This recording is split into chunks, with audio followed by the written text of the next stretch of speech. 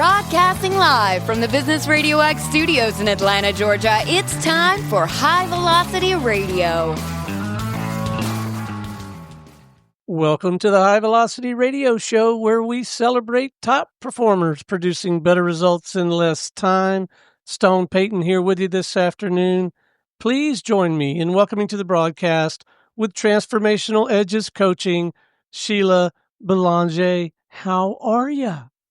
I am great, Stone. I'm so happy to be here with you and your people. And I love the high velocity. Let's go, baby. Well, I think a great place to start would be if you could share with us mission, purpose. What are you really out there trying to do for folks with your practice? Yes, I specialize in working with my coaching clients and students with navigating the edges of change, which, hello, we're in huge ones right now collectively.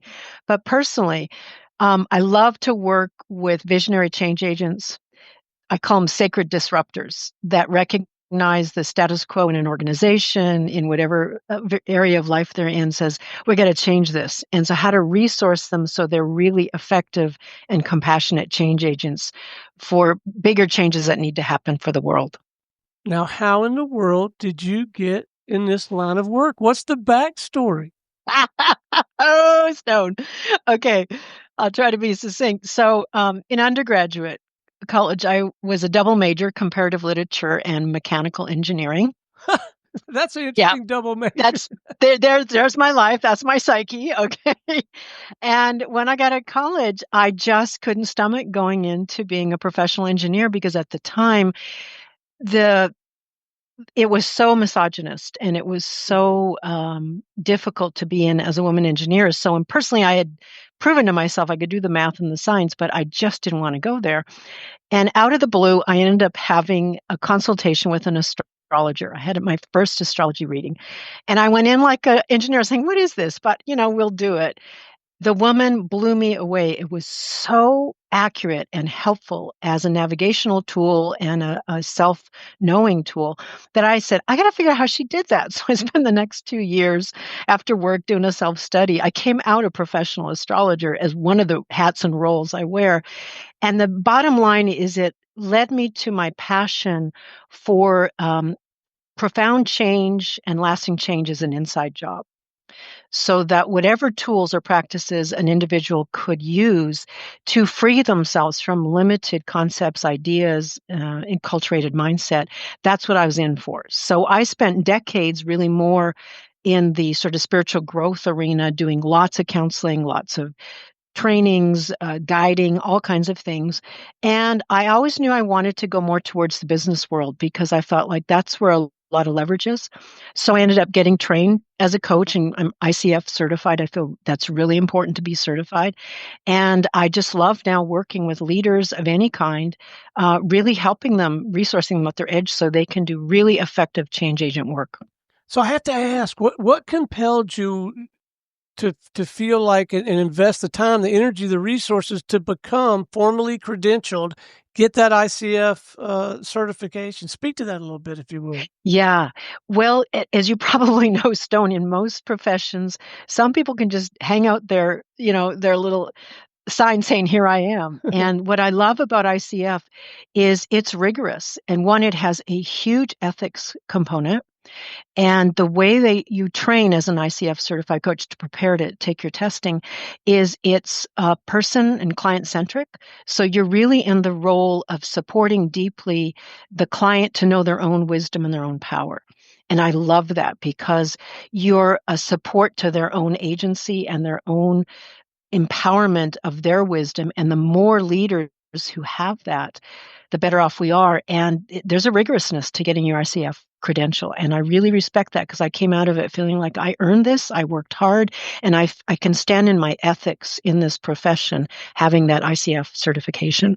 I have to believe that, I won't say easier, that's not a fair word, but going through that process with that rigor, discipline, structure, it had to help the transition from the corporate arena to now you're a coach and you're running a business. It had to help to some degree. You had to make that transition.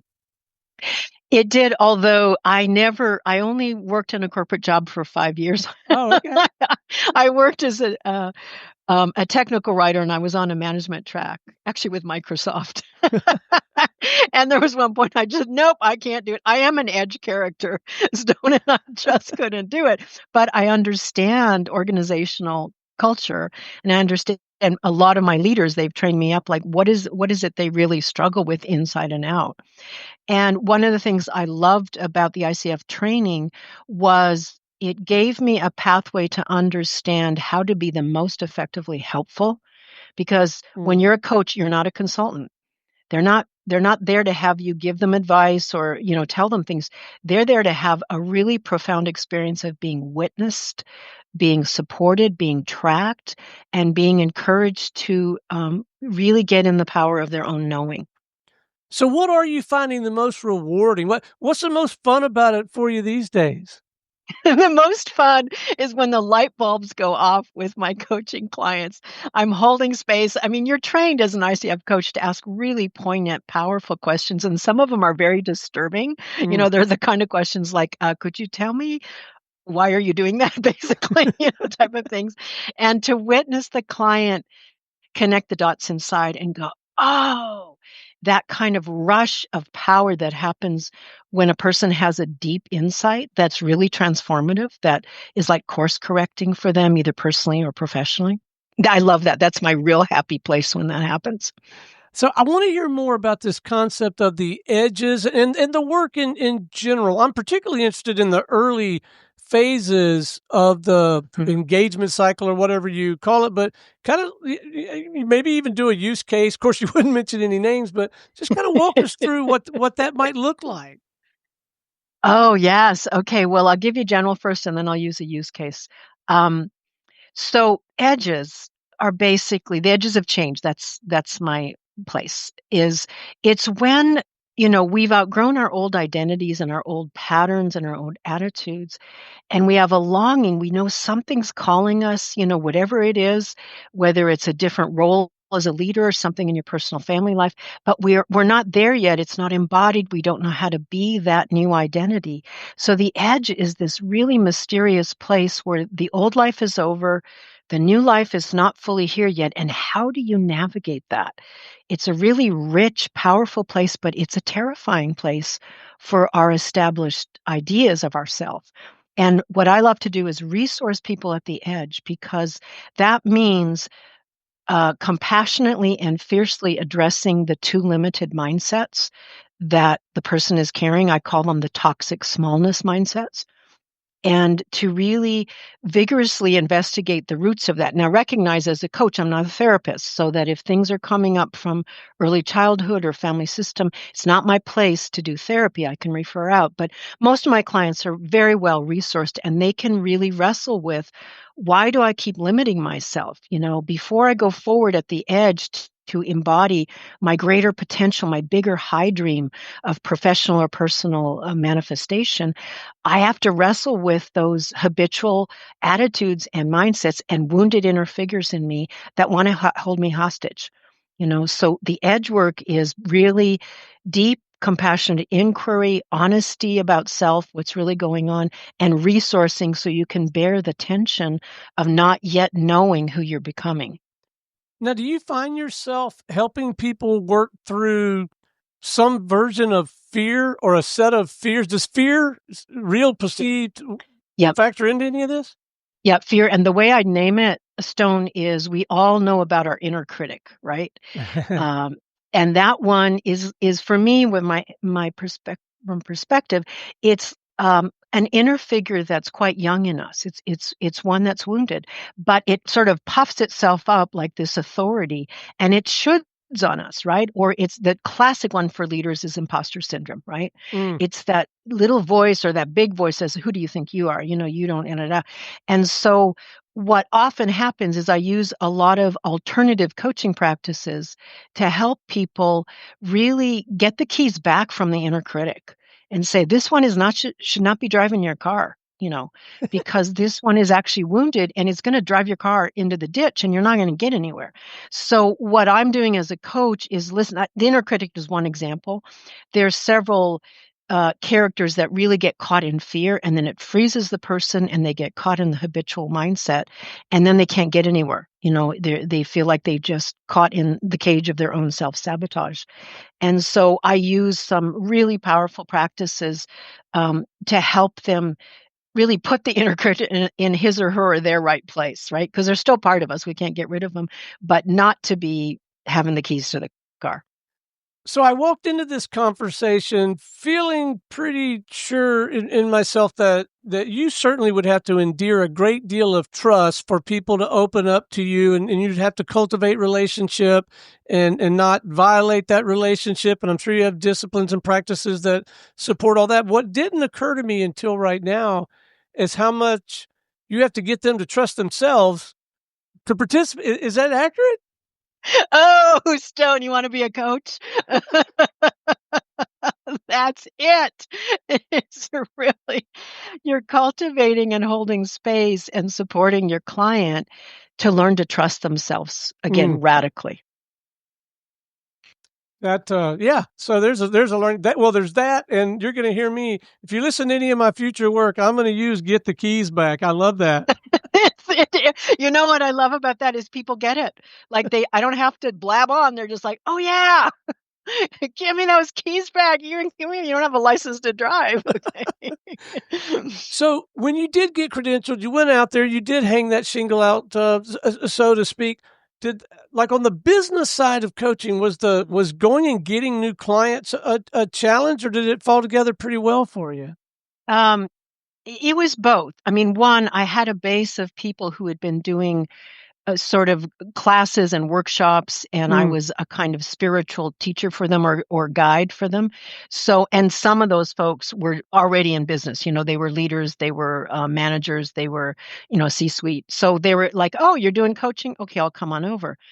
But that was like initially, but then any of us who are business people, it's like, unless you have the funds to have your own marketing team, which I didn't, and I still don't. And actually, I'm a solo character. I'm a solopreneur and I love it.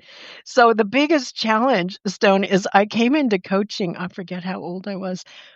I think I was in my 50s, late 50s. I don't mind aging myself because I appreciate I've earned every one of these gray hairs. Thank you very much. And the biggest challenge was the technology, the learning curve to run all the platforms as a solopreneur, as a solo businesswoman, as a coach. That was, oh my gosh, that was its initiation in itself. And then, like most of us, you try to find the right kind of guides for your marketing process, because there's a lot out there for coaches. I'm sure you've had people on your show or about them to try to help coaches run their business, because most of us are really gifted, in that person-centric capacity to support and guide. A lot of therapists become coaches. A lot of people have that skill set, but most of us don't have the business skill set. So we have to somehow find a way either to learn how to do it or to hire it out. Did I hear you right earlier in the conversation mention the term sacred disruptors? Did I hear Yes, that? I did. Yes, I did. You got to say more about that. Yes. Okay. So when a system isn't working, and let's be blunt, my friend, there's a lot of systems not working right now. Okay. Like big time, small and little systems.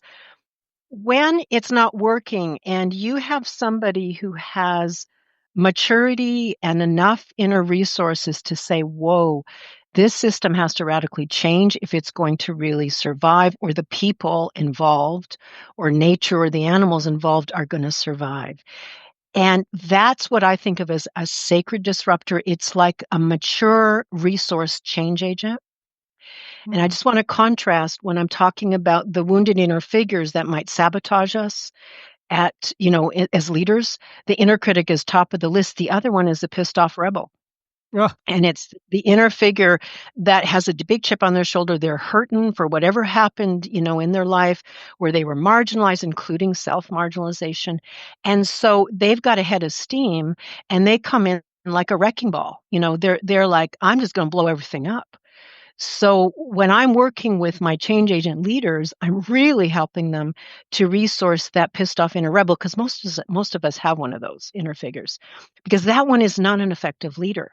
The fuel and the energy of that character is wonderful to support you, but your mature sort of sacred disruptor, okay, I'm going to mess with the system for the main goal of making it better for everybody, right? That's really different than a pissed off inner rebel who says, I'm just angry and I'm just going to take everything out. Yeah. So as a leader who participates and emerges from their work with you, when they are back at their ranch, can they borrow a few pages from the Sheila book and use it to have some impact on their people? They so do. I'm going to actually come, I'm going to bring up one of my most amazing clients. I'll tell a little story now, Stone. Yes, please. You said, sort of a case study.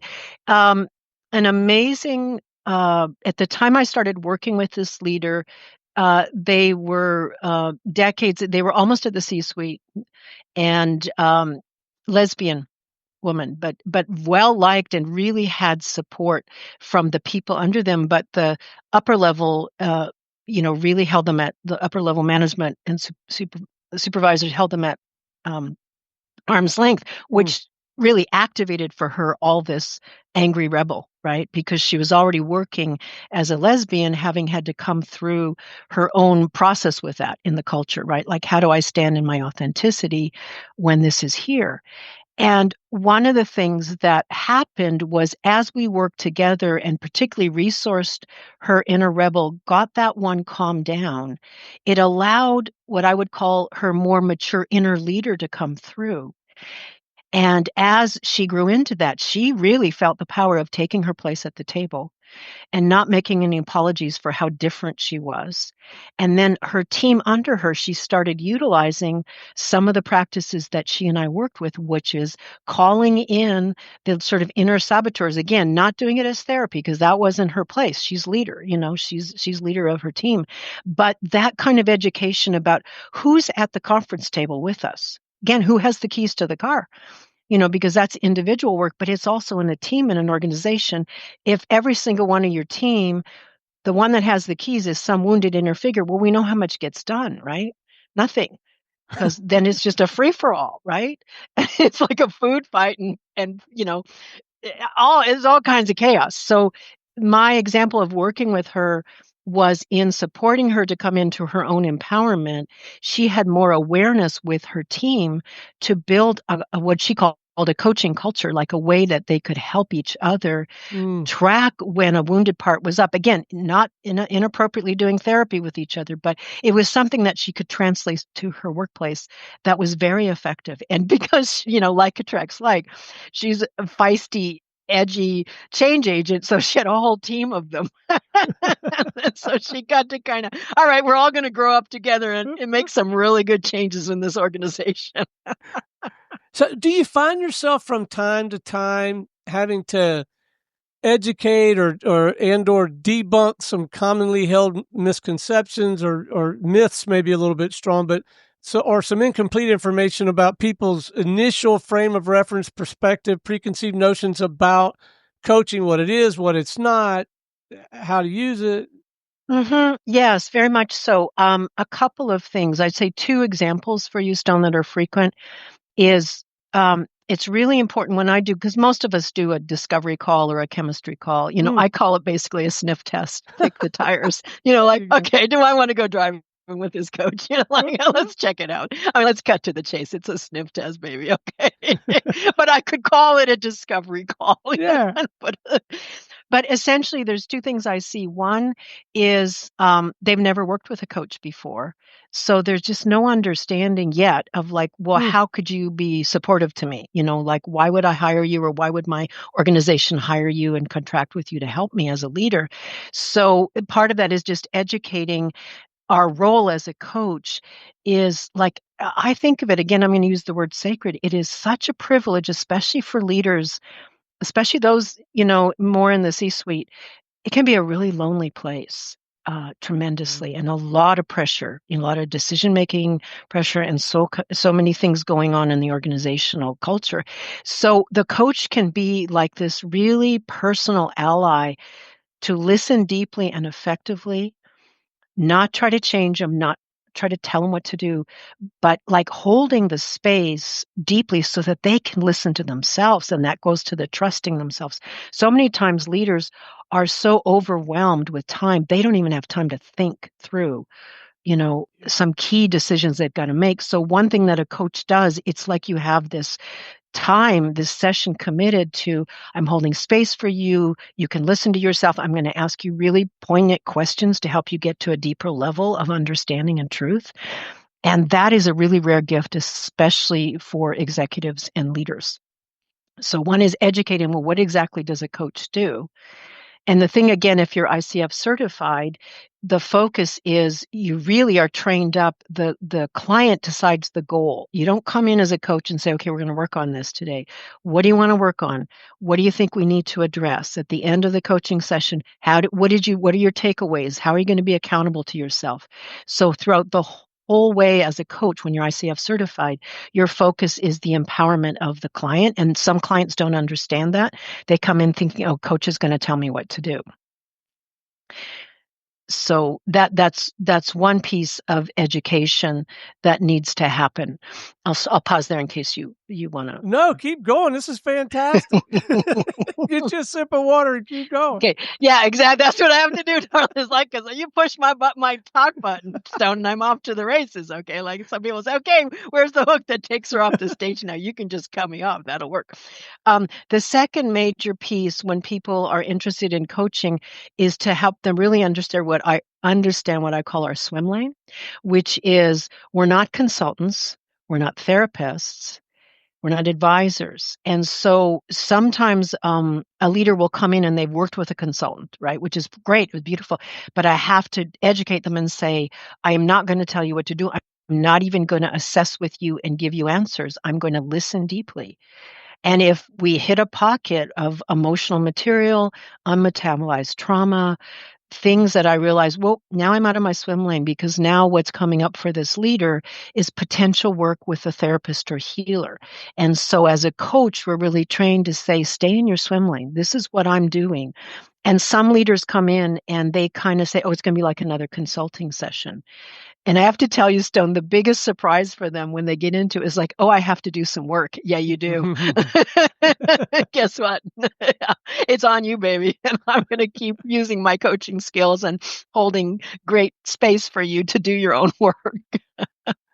Well, with your permission, I'm going to switch gears on you for a minute, if I might. Interests, hobbies, pursuits, passions outside the scope of your coaching work. My listeners know I like to hunt, fish, and travel. Anything you'd like to nerd out about that's not within the scope of coaching?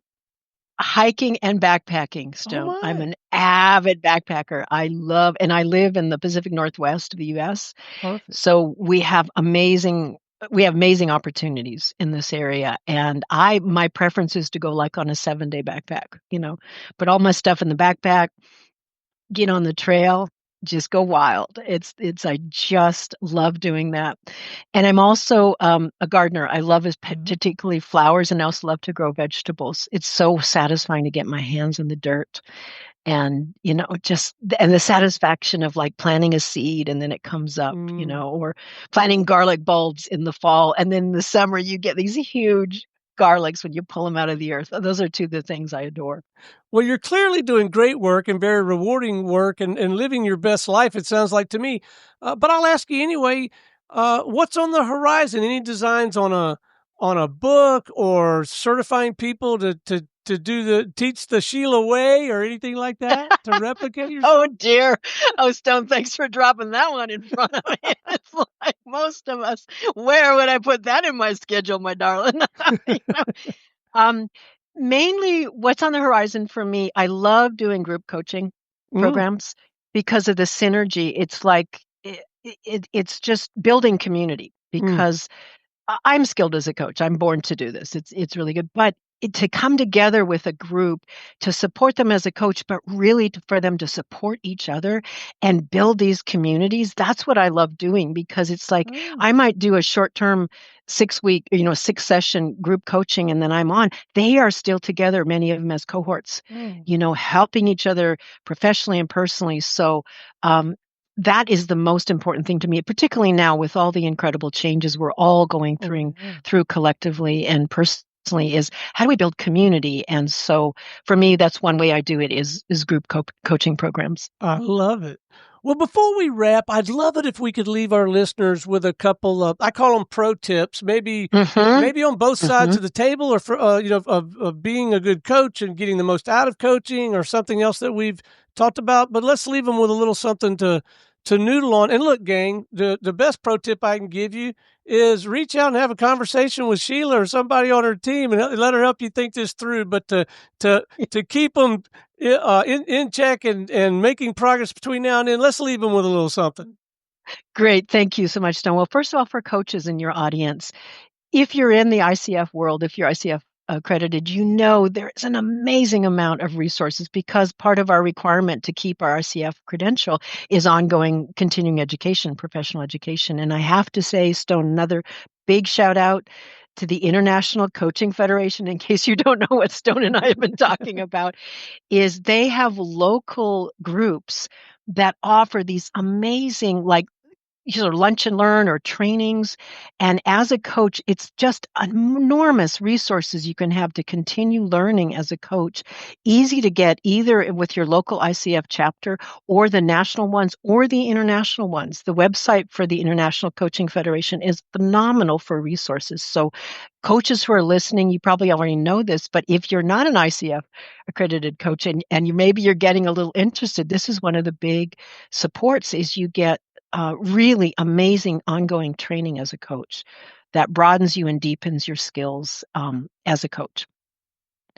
And then for leaders who are listening, I want to say I have a couple of free resources that people will get to on my website, but I want to say just a pro tip. When I'm working with my coaching clients, one of the first practices we do is I call them the wisdom ways of knowing. And I'll just say it very easily. It's basically to recognize that your inner wisdom has many components, and it's not your conscious mind, with all due respect. There's heart wisdom, your feelings and emotions. There's body wisdoms. What does your body know? Like we all know, you can walk into a conference room and your body starts twitching. Your body is already telling you what's going to go down in the meeting. Okay, like listen to your body wisdom. And then what we call your imagination or your imagery wisdom. And what I mean by that is sometimes you're minding your own business and suddenly a song will come or a memory will come. And there's a way to consider that your intelligence is talking to you, that it's not random, that just an image, you can start cultivating images that what might this be sharing with me? What might this be a bit of wisdom from my inner self? So my pro tip is you might start cultivating, yes, your mind is brilliant and that's wonderful, but also start cultivating simple ways to breathe, even if you just touch your heart and say, what does my heart know right now? And just give some space for that. Or, if I just sort of shake and maybe stretch a bit and just take a couple of breaths, what's my body feeling like right now? What does my body know? And then with the imagery, I tell my clients, just gently close your eyes. Does any image come to you? Nothing has to happen, but you start cultivating your other ways of knowing, your other inner wisdom places that we all have, but we haven't cultivated them because we've been trained up just to use our conscious mind. So, and this is really simple stuff, but you'd be amazed if you just daily stop and touch your heart and say, what does my heart know right now? You might blow your mind, so to speak, what comes up to you. I am so glad I asked. That sounds like terrific counsel. And I'll tell you, gang, if you want to just have bright, passionate people who are doing good work to share some really strong, powerful information with you, get yourself a radio show. It's a great way to do it, right? Oh, this has been marvelous. Well done, Stone. All right, let's make sure we leave them with your website and any other contact information so they have coordinates so they can tap into your work. Yeah, thank you so much for that, Stone. So my website is transformationaledgescoaching.com, transformationaledgescoaching.com. And you go to the homepage and you can link over. I've got a link to courses. You can link if you're interested in a next upcoming group coaching program, starts in mid-March of 2025 to whenever this goes out. And plus there's a couple of free resources in my courses page, ones that'll help you work with your 4 ways of knowing, and a short workshop series, free workshop series on guided practices. So you're welcome to go and check those out. And thank you so much for the opportunity to be with you and your audience. I really, really appreciate it. What an absolute delight to have you on the broadcast. This has been inspiring, invigorating, informative. I have thoroughly enjoyed the conversation, and I know our listeners have as well. You're doing really good work for so many, and we sure appreciate you, Sheila. Thank you, Stone. I so appreciate you and your people, and we're in it together, darlings. Let's do it. Okay. Oh, my pleasure. All right. Until next time, this is Stone Payton for our guest today, Sheila Bélanger with Transformational Edges Coaching, and everyone here at the Business RadioX family saying we'll see you in the fast lane.